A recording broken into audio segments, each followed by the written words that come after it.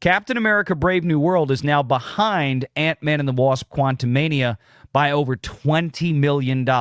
We are talking about a catastrophic 60% plus fall off, a splat into the second weekend. This is bad. This is really bad. Captain America Brave New World got absolutely wrecked by Bridget Jones.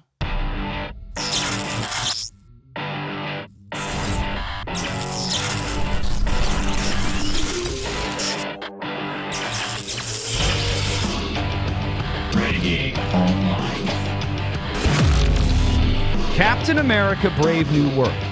As of right now, after 5 days on the clock, plus the Thursday previews, this thing is a complete fiasco. And that's the best way I can describe it. This thing is a mess. It really didn't strike me how bad this is doing until today, when I really started going back and seeing what happened since the weekend. This domestic box office, to be fair, this $101 million, this is only through Monday, I think. So the Tuesday numbers are here. They just may not have refreshed it. Yeah, it doesn't look like they refreshed it into the aggregate domestic box office. Let me pop a refresh on this real quick. There it is. I want to be fair. I want to make sure that we're showing accurate data that the website has updated. Now, let me show you how bad this is. After 5 days, we're at $107 million on this movie. Again, a movie that did not cost $180 million. For the folks out there that keep tagging me in some of these ill-informed posts and missives on places like X, whereby people are continuing to cite this erroneous figure of $180 million. Well, that was the budget. Well, it may have been the budget. There is some degree of truth to that.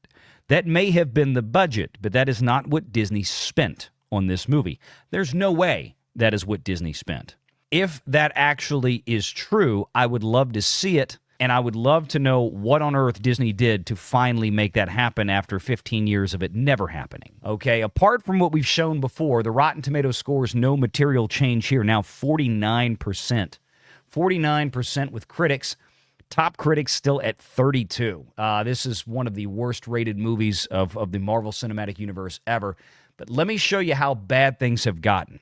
We knew going into this weekend that this movie was going to be terrible in terms of box office performance at the very least, because the comparison that was being made out there was to Ant-Man and the Wasp Quantumania, or Ant-Man 3. This movie came out 2 years ago on the same President's Day weekend in 2023. That was one of the worst performing films in the history of the MCU in terms of box office.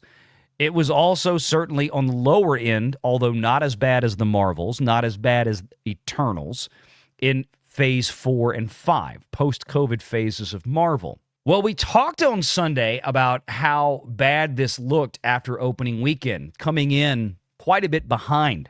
Captain America Brave New World finished the 3-day weekend with the Thursday previews at $89.8 million. That was the final official tally, compared to Ant-Man and the Wasp Quantumania at $106. And as a reminder, Ant-Man and the Wasp Quantumania finished its domestic box office run after 10 weeks at $213 million. Okay?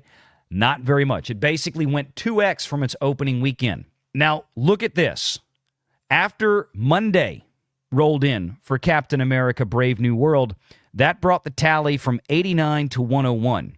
And then after Tuesday, from 101 to 107.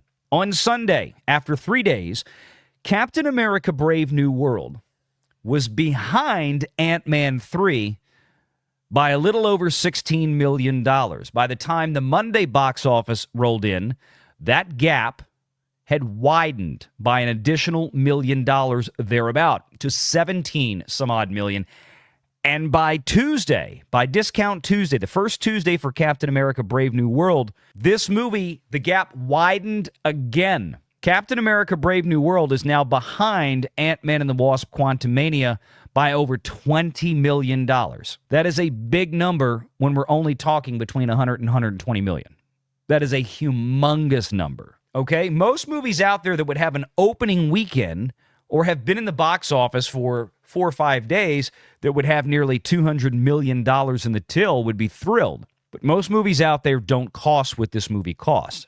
If you want to tell me that you actually believe that Ant-Man and the Wasp: Quantumania had a budget of $200 million and Captain America: Brave New World had a budget that was $20 million less than that was released 2 years ago. By the way, Ant-Man and the Wasp: Quantumania also had a pretty significant amount of retooling, reshoots, re-editing, recolor grading, re-post-production, re-VFX, everything. And we know that it exceeded that $200 million by a pretty decent little chunk. If you think Captain America: Brave New World actually came in at $180 million, well, I've got a bridge to sell you out in the California and New Mexico desert. Go for it. That didn't happen. But the gap is widening, and one of the most pitifully performing movies in MCU history is going to get saved from being amongst the bottom of the barrel, at least by one notch, thanks to Captain Falcon. But wait, kids, what about the coming days? What about the second weekend for this movie? Well, let's take a walk down memory lane. Just about 8 months ago, Marvel was on the resurgence. It was on the resurgence because Deadpool and Wolverine, right? That was huge opening, biggest thing Marvel had in terms of an open, in terms of a Disney-distributed release, not a Sony picture like Spider-Man. Biggest thing basically they've had since Endgame, really. $438 million globally, over $200 million, $205+ million at the domestic box office on its opening weekend over the summer of 2024. Was that going to carry over? Nope. We told you back then it wouldn't, and sure enough, it did not. Let's make this worse. We talked about this one on Sunday as well. Let's remind folks, Deadpool and Wolverine has a $97 million second weekend. A $97 million second weekend. Roughly a 50% drop, or a 50% hold, if you will, from the first weekend.